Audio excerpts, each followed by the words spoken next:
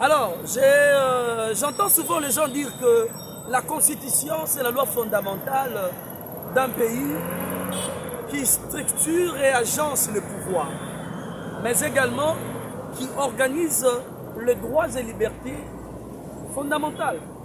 Ce n'est pas mal, ils n'ont pas tort de dire cela. Mais de ma part, je dis que la Constitution est ce que le juge constitutionnel dit qu'elle est. Mais au-delà de cela, la Constitution est aussi ce que le peuple dit qu'elle doit être. Alors, lorsque le peuple se décide par un référendum de dire que sa loi fondamentale qui agence et structure le pouvoir à travers l'État doit être changée parce qu'il y a épurement du délai. Le délai est épongé. La Constitution a dépassé sa viabilité. Je ne vois pas le mal où certains politiciens de caniveau doivent sursauter pour dire que non, le chef de l'État ne doit pas changer la Constitution, le chef de l'État ne doit pas toucher à la Constitution.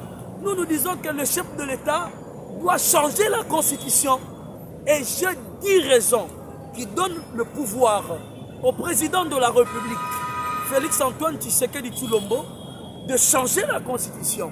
Alors, je lance un défi à tout celui qui est capable, qui se dit qu'il est scientifique, qu'il soit licencié, politologue, docteur, professeur, que nous allions devant dans un plateau, que nous lancions un débat contradictoire.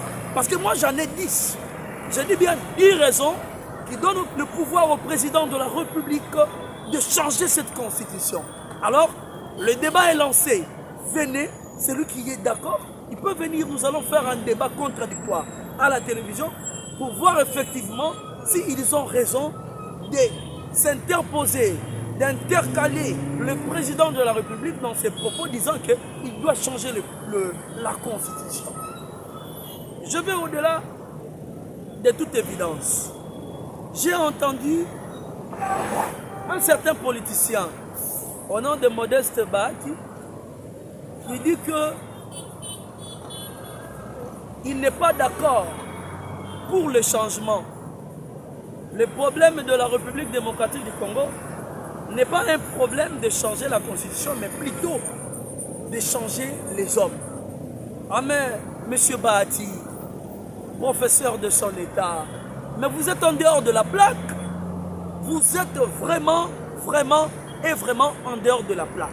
Pourquoi je dis que vous êtes en dehors de la plaque? Rappelez-vous très bien, lorsque la guerre des Goma a commencé, on n'a jamais et au grand jamais entendu votre voix pour condamner l'agression rwandaise dans les territoires congolais.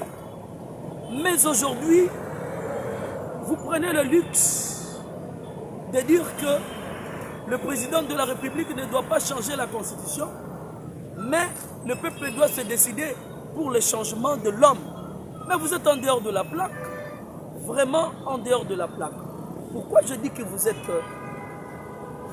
en dehors de la plaque? Le saviez-vous que tout au long de cette guerre d'agression, il n'y a aucune personne qui serait capable, au même moment où nous sommes dans l'état de guerre, au même moment il construit des routes, il institue la gratuité de l'enseignement, la gratuité de la maternité, il institue l'entièreté du pouvoir de l'État. Mais quand même nous devons dire merci à ces messieurs-là. Antoine Félix Tshisekedi Tshilombo, c'est un brave monsieur.